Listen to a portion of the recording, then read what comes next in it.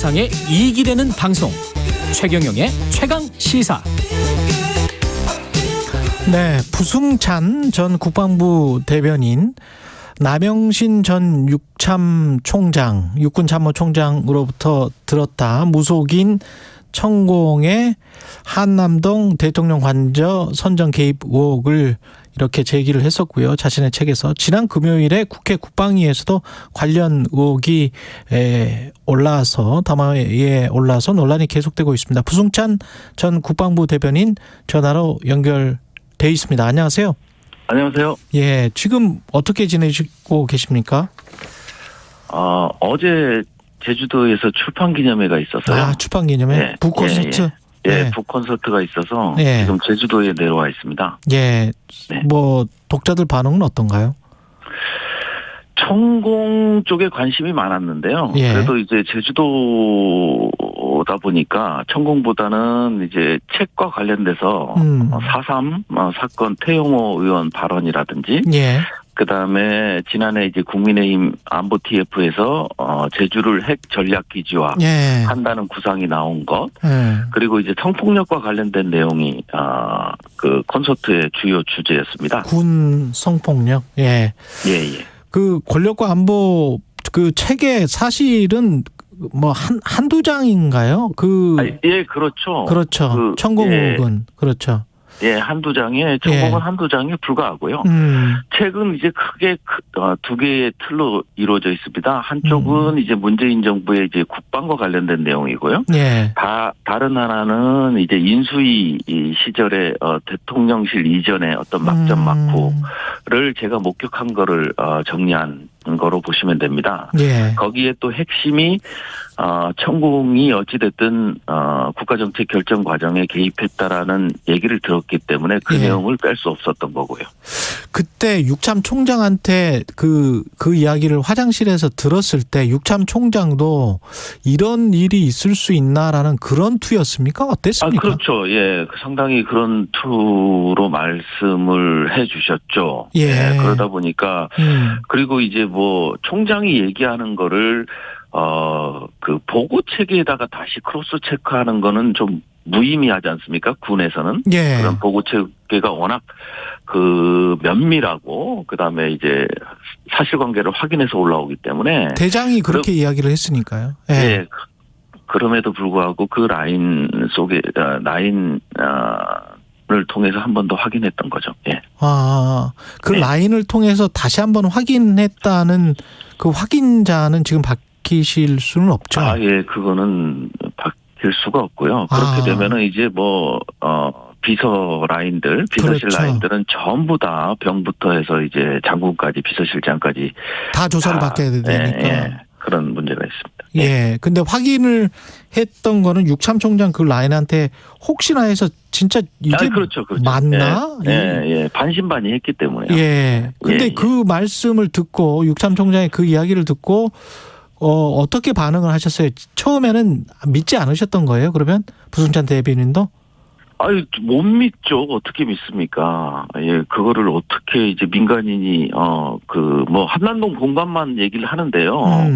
육군본부 서울사무소, 그러니까 국방부 영내에 위치한 서울사무소도 방문한 거거든요. 그러니까 이거는 뭐 국방부와 한남동 공간을 휘저은 건데, 민간인이. 예. 그걸 어떻게 믿을 수가 있겠습니까? 예. 근데 이제 이종석 국방부 장관은 지금 말씀 육군 총장 공관 그리고 육군 서울 사무실 방문했다는 의혹에 대해서 그런 사실이 없다는 보고를 받았다. 전혀 사실이 아니다. 이렇게 하긴 했는데 고발이 있기 이전에 그런 보고를 받았다는 거고. 그렇죠. 예. 고발 이후에는 본인들이 확인하기가 조심스러웠다. 예. 왜냐하면 불필요한 오해를 받을 수 있기 때문에 이렇게 지금 국회에서는 답변을 했거든요. 그거는 참 변명 중에서도 상당히 수준이 낮은 변명이라고 보여져요. 그래도 어찌됐든 이런 의혹이 있고 그 중심에 이제 당시 이제 국방부가 있었던 거고요. 그렇기 때문에 그리고 정보 접근 권한이 이렇게 증언자보다는 이제 국방부가 더 확인할 수 있는 길이 많지 않습니까? 예. 그러면 이제 명확히 확인해서 이거를 정리해 주는 게 맞죠. 예. 이게 지금 육군과 국방부가 서로 확인을 안 하려고 하는 양상입니까? 아무래도 더 이상 이거에 이 사태에 개입하고 싶지 않은 모습들이 육군 브리핑에서나 국방부 브리핑에서 나타났죠. 예. 그렇게 나타났다. CCTV 예. 영상도 30일 보존 기간 이것 때문에 삭제된 것으로 확인했다. CCTV도요. 예. 그게 이제 도로 경계, 그다음에 철조망 경계, 그다음에 내부 경계 이게 상당히 많이 구분돼 있거든요. 예. 그다음에 이게 관리 주체도 다르기 때문에 이걸 단순히 도로 같은 경우는 이제 상당히 차도 많이 다니고 사건 사고도 많고 예. 교통사고도 많고 하다 보니까 그 용량 초과라는 게 있습니다. 그래서 이제 30일이라는 보존 기간이 존재하는 거고요. 국방부가 그랬다는 거는 좀 믿기지가 않고요. 믿기지가 그래도 이제 않는다? 국방부는 경계, 경비, 그다음에 각종 폐쇄 이런 것 때문에 CCTV 영상 보존 기간이 길 거로 저는 알고 있고요. 물론 예. 확인은 못했습니다만은 그다음에 이제 CCTV도 이 관리하는 주체도 서로 다를 겁니다. 서울 사무소가 다르고 그다음에 외곽 경비 CCTV가 다르고 다 다르기 때문에 예. 이런 것들을 일일이 확인할 필요가 있다 이런 말씀을 드리고 싶습니다. 복구하려면 기술적으로는 할 수 있습니까? 제가 기술자가 아니기 때문에 네. 명확히 말씀드리기는 어렵지만 덮어 쓰더라도 아무래도 공간이 있기 때문에 저장 공간이 있기 때문에 확인이 가능할 수도 있을 겁니다. 그렇군요. 예. 그 천공 의혹 관련해서 추가적인 목격자 또는 제보가 들어올 수밖에 없다. 예. 라고 생각을 하세요? 여전히? 예, 저는 충분히 그럴 가능성이 있습니다. 육군 한남동 공간 같은 경우는 근무 인원이 극소수거든요. 예. 공관장과 이제 병사 한두 명 정도밖에 없기 때문에 거기는 이제 제보가 나오더라도 이제 한 사람이 입을 다물면 상당히 어려운 구조지만 사무실?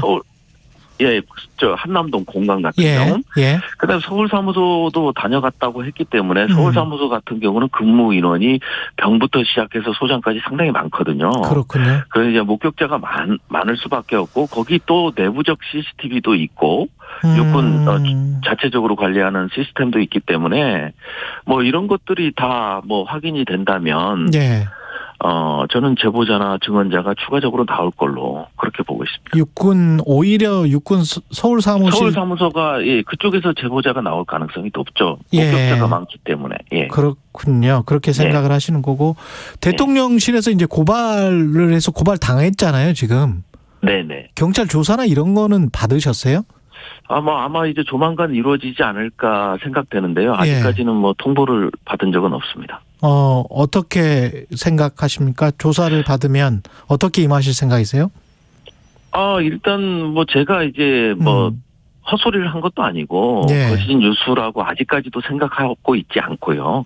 당시 기록이라 저장 일자가 명확히 기재돼 있기 때문에 당당하게 조사에 임하면 될 것 같습니다. 대통령실은 허무맹랑한 소리, 의혹, 이거 사실이 아니다 이렇게 지금 나오고 있는데 대통령실은 이렇게 나올 수밖에 없는 겁니까? 아무래도 그렇겠죠. 그 트라우마라는 게 있지 않습니까? 박근혜 정부에서의 최순실 국정농단 사태의 트라우마가 있었기 때문에 상당히 민감하게 반응할 것으로 그렇게 보여집니다. 근데 이게 그렇게 중요한 사안입니까? 군 입장에서? 왜냐하면 이게 그냥 다녀갔다. 그때 당시 이제 김종대 전 의원이 얘기했을 때 다녀갔다. 다만 이거는 이런 차원에서 했다. 그러면 그냥 조금 비판을 받더라도 그냥 문제없이 넘어갈 수도 있는 거거든요. 풍수지리적 차원에서 했다. 예. 아니 만약에 했다면 전문가가 왔다.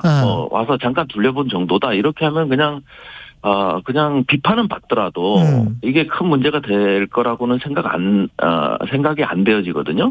하지만 이게 증언자들과 제보자들을 전부 이게 완전 풍문을 퍼뜨리는 사악한 사람들로 이제 표현하다 보니까 그게 이제 아니다라는 부인에서부터 이런 것들이 커지는 거거든요. 그래서 과연 이게 그런 것들이 초기 대응이 잘 됐느냐. 그래서 본인들이 또 처음에는 이제 하태경 의원 발로해서 CCTV부터 시작해서 위치 추적, 기록 이런 것들 다 공개하겠다고 했지 않습니까? 그런 것도 전혀 이루어지지 않고 있는 거거든요. 네, 그런 것들이 좀 저는 대통령실이 좀 문제가 있다고 보여집니다. 그 책이 나오고 고발 당하신 이후에 혹시 남영신 전 육군 총장과 따로 이야기를 나눠보신 적은 있으세요? 저는 사실은 그 기자들이 취재할 때부터 아마 작년 하반기 뭐 여름 이후가 되겠죠. 그때부터 사실은 남영신 총장과는 이제 통화한 적이 없고요. 예. 제가 이제 개인적 신의를 저버린 쪽이지 않습니까? 예. 비밀을 지켜달라고 했는데 이제 그러지 못한 것 때문에 상당히 이제 송구한 마음을 갖고 있고 그러다 보니까 이제 서로 통화는 못 하고 있습니다. 그렇군요. 네. 대변인 님도 고발당하셨고 김종대 전 네. 의원도 대통령실에서 고발을 했는데 대통령실의 이런 대응이 잘못하면은 어떻게 될까요? 이게 진실이 만약에 밝혀진다고 보십니까? 진실은? 저는 진실은 반드시 밝혀질 걸로 믿고 있고요. 믿고 있고. 예, 예. 보여집니다. 진실이 밝혀질 거라고 보여집니다. 그리고 예. 이제 주변에서 이게 진짜 이건 전언이죠. 저는 뭐 총장한테 들은 거는 전언이라고 생각 안 하거든요. 보고 체계를 통해서 공적인 영역에서 얘기한 거기 때문에. 근데 이제 전언들이 이제 많이 저한테도 들어오고 다양하게 들어오기 때문에 예. 그런 것들을 점점 더 확신을 갖게 되는 거기 때문에 진실은 밝혀질 걸로. 그리고 이제 대통령실에서도 진실을 정말 밝히고 싶다면 떳떳하게 관련 기록들을 전부 제시하면 될 걸로 그렇게 보였습니다. 근데 그 이후에 나오는 상황이 CCTV도 없어졌고 삭제가 됐고 천공에 대한 조사를 해도 만약에 한다고 해도 천공도 부인하지 않을까요? 물론 다 이제 부인하는 입장이기 때문에 부인할 것은 다 예측이 가능한 거고요. 하지만 이제 결국은 이제 국회 차원에서의 어떤 국정조사라든지 특검이라든지 이런 것들이 물론 추진이 돼야 된다고 보여집니다. 특검까지도. 그걸 통해서 어찌됐든 이게 민간인이 국정 정책 결정에 이제 개입한 의혹이 있는 거니까요. 이런 것들을 명확히 밝힐 필요가 있다고 보여집니다. 알겠습니다. 여기까지 듣겠습니다. 부승찬 전 국방부 대변인이었습니다. 고맙습니다. 예, 감사합니다. 2월 20일 월요일 KBS 1라디오 최경련의 최강시사였고요. 저는 KBS 최경련 기자였습니다. 내일 아침 7시 20분에 다시 돌아오겠습니다. 고맙습니다.